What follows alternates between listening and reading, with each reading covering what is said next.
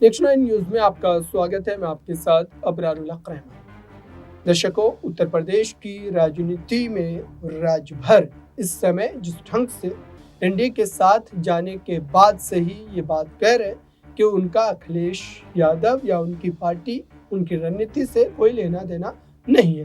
लेकिन जो है अखिलेश यादव को लेकर अगर राजभर इस समय ये बयान दे रहे हैं तो जाहिर सी बात है कि उनके बयानों पर उतना ज़्यादा भरोसा नहीं किया जा सकता, चूँकि भारतीय जनता पार्टी को लेकर भी उनकी जो है शब्दावली ठीक इस तरीके की थी। उन्होंने कई बार भाजपा को आड़े हाथों लिया और कई ऐसे तल्ख जो है टिप्पणी की, जिसके बाद ये कहा जाने लगा था कि वो किसी भी तरीके से एनडीए का हिस्सा आने वाले चुनाव में नहीं बनेंगे।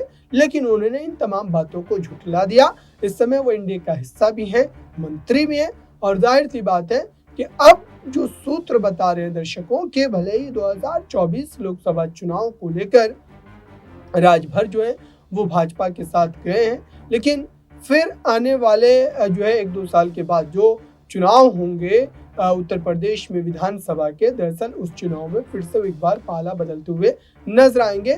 और इस बात को लेकर के दावेदारी इसलिए भी की जा रही है दर्शकों, क्योंकि ओपी राजभर की जो छवि है वो बिल्कुल इस तरीके की है, जिस तरफ उन्हें राजनीतिक फायदा नजर आता है वो उस तरफ जो है चल देते हैं। और अब ऐसे में अखिलेश यादव को भी अगर देखा जाए, उनके बयानों से भी इस बात का अंदाजा लगाया जाए तो बिल्कुल ये साफ तौर पर नजर आता है, क्योंकि वो भी ओपी राजभर को लेकर उस तरीके से जो है कड़े शब्दों का इस्तेमाल चुनावी भाषणों में नहीं करते नजर आ रहे हैं। अब ऐसे में इस पूरे मामले को लेकर के इस तरीके की बातें कही तो जा रही है, लेकिन सच्चाई क्या है? क्या वाकई ओपी राजभर अखिलेश यादव के बीच गठबंधन की सूरत हाल जो है वो बनती नजर आएगी, भले इस चुनाव में नहीं अगले चुनाव पर? इस पूरे मामले पर आपकी राय क्या है दर्शकों? कमेंट बॉक्स में जरूर बताएं।